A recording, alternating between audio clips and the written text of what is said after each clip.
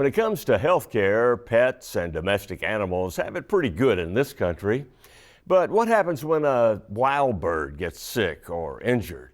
Recently, Ken Wilshire met a Memphian who's devoted much of his life to rehabbing his special temporary friends. These are some of the most remarkable hunters ever created. Their biological name is Raptor, or birds of prey. They're actually descendants of dinosaurs, and many paleontologists feel they're the only ones to have survived extinction.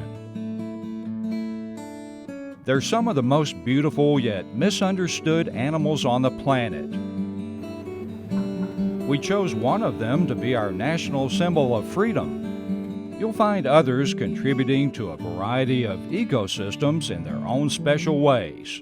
Still, we hit them with our cars and trucks, we shoot them, we fear their predatory instincts, and we often don't understand their place in the natural order of things.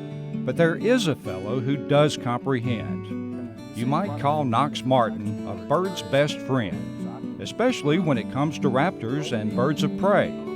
He's committed most of his life to avian care. They need a really good PR man because people think that they're bad and when they really aren't. You know, they call hawks chicken hawks, and people think they eat chickens, and they don't know about them eating rats and mice. And they couldn't have a better PR person than Knox. He's worked at the Memphis Zoo for years caring for healthy birds. But there's always been a need for medical and rehabilitation services for birds of prey. So he founded the Mid-South Raptor Center after the zoo eliminated its rehab program. I had to make a decision. Do I want to just stop and not do it anymore? Or do I want to kind of go to a different route and start my own facility? And it really wasn't much of a gamble. I mean, I didn't really have much choice because there was nowhere else for the birds to go, really. It's located on the grounds of the Agri Center International in Memphis, and it's one of the finest rehab facilities in the area. We do raptors, which are birds of prey, hawks, owls, eagles, falcons, kestrels, vultures. That's just the only expertise I have. I get calls all the time for songbirds and ducks and geese and raccoons and possums and squirrels and bats, but I just don't have the time or the knowledge to do that. So we just do strictly birds of prey. Some of the birds at the center are orphans. Knox says if you ever find an abandoned bird, it's best to simply leave it alone. They've usually fallen close to their nest. But if they're at a certain age, humans could have a very negative impact on these birds. It's called imprinting.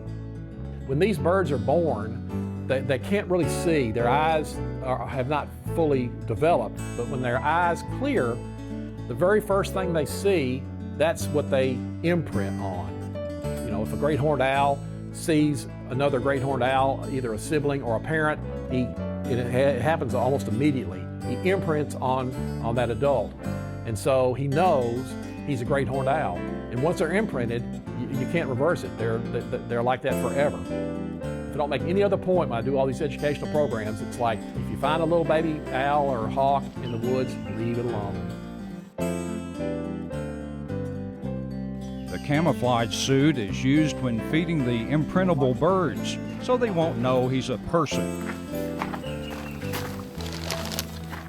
I might add the heat index was almost 100 degrees when we visited Knox, and he suited up for feeding time. Now this is commitment. And when their wounds have healed and it's time for them to spread their wings and fly again, the birds are banded for tracking. Raptor Center volunteer Martha Waldron assists with the process. Out of 2,000 or 3,000 birds we banded, we probably haven't got back 20 bands. But that 20 bands tells us where the bird ended up, how old it was, how many years it survived after being banded and released. There's a controversy that's been going on for years that rehabbing like we do shouldn't be done. That birds, once they've been injured, they can't be rehabilitated enough to be released where they can still function. And with the bands, we can prove that just isn't true.